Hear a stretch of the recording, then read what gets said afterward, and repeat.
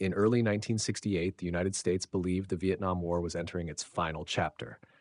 Officials spoke of progress, generals spoke of control, but in the jungle near Khe Sanh, a very different truth was moving through the darkness. On the night of February 6th, American soldiers heard something they had been told was impossible. Not gunfire, not mortars. The sound of tanks, 11 North Vietnamese armored vehicles emerged from the jungle, shattering years of assumptions in a single night. Lang Vei was not a major base. It was not meant to hold.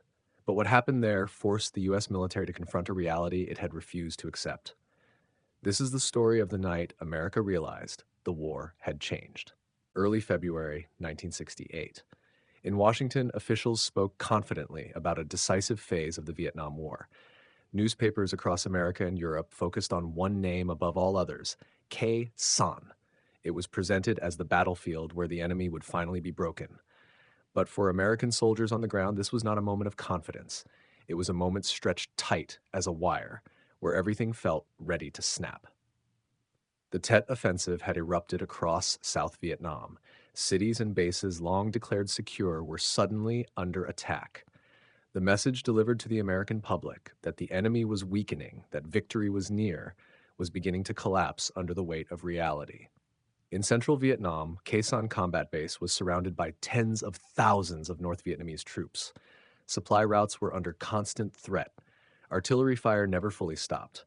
Quietly among senior commanders, a fear took shape. Dien Phu. In 1954, French forces had been surrounded, isolated, and destroyed. Now, some feared history was preparing to repeat itself, this time with Americans in the valley. Yet, beyond Khe Sanh's defensive perimeter, hidden in the jungle and barely mentioned in briefings, stood a small outpost that few believed mattered. Lang Vei. Lang Vei Special Forces Camp lay about 9 kilometers west of Khe Sanh, only a short distance from the Laotian border. It was not a fortress. No concrete walls, no runway, no heavy armor. Its mission was observation and early warning, monitoring infiltration routes from Laos, watching movement linked to the Ho Chi Minh Trail, and alerting Khe Sanh if enemy forces approached. The garrison was small, 24 American soldiers, mostly Green Berets, supported by around 400 CIDG fighters, local Montagnards trained for guerrilla warfare. They were prepared to fight infantry. They were not prepared to fight tanks. In late January, patrols around Lang Vei began reporting something disturbing. The jungle floor bore long, straight scars, deep impressions cut into the earth. The spacing was wide, the weight unmistakable. At night, soldiers heard low mechanical sounds echoing through the trees. Not voices, not footsteps, something heavier. The men at Lang Vei knew what it meant. These were not infantry tracks. Urgent reports were sent to Khe Sanh, then forwarded to Da Nang. The response came back quickly. Disbelief. North Vietnamese tanks, they were told, could not be here. The terrain was unsuitable, the logistics impossible. The enemy had never done this before. Doctrine overruled observation, theory overruled reality. Just after midnight on February 6, 1968, the jungle around Lang Vei fell unnaturally silent. No wind, no moon, no visibility. Then the ground began to tremble. It was not artillery, it was not mortars, it was heavy metal moving through darkness. From the mist emerged low, wide silhouettes, PT-76 amphibious tanks, 11 of them. For the American soldiers watching, disbelief turned to shock. Tanks were not supposed to exist here, yet they were coming straight toward the camp. This was the first direct encounter between U.S. forces and North Vietnamese armor in the Vietnam War. The tanks did not come alone. Infantry followed close behind, attacking from multiple directions. Machine gun fire tore through the camp. Grenades exploded inside defensive positions. American defenders fought back with everything they had: rifles, machine guns, law anti-tank rockets. But reality was unforgiving. Some law rounds failed to detonate. Others struck armor without penetrating. Several tanks kept advancing, crushing wire and bunkers beneath their tracks. The belief that Lang Vei could defend itself collapsed within minutes. Defensive wire was breached, watchtowers flattened, ammunition dumps burned, CIG fighters suffered devastating losses, many caught outside their bunkers with nowhere to retreat. Lang Vei ceased to function as a base. It became an open battlefield. As the surface was overrun, 8 Green Berets and several CIDG fighters retreated into the Tactical Operations Center, buried deep underground. Above them, the battle was already lost. Below ground, there was no communication, no reinforcements, no clear escape. North Vietnamese forces located the bunker quickly. Thermite grenades, tear gas, and explosives followed.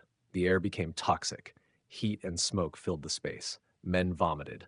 Some lost consciousness. In darkness, classified materials were destroyed, radios smashed, maps burned. No one spoke of surrender. Time inside the bunker was measured in breaths. Then came silence. Seconds later, a massive C4 charge detonated above them. Concrete shattered, metal twisted. Men were thrown to the ground. Part of the bunker collapsed inward. When the dust settled, several were badly wounded. Everyone understood the same truth. One more explosion, and no one would survive. In total darkness, the survivors checked on each other by voice alone. Orders were given quietly. Remaining documents destroyed, weapons prepared, communications disabled.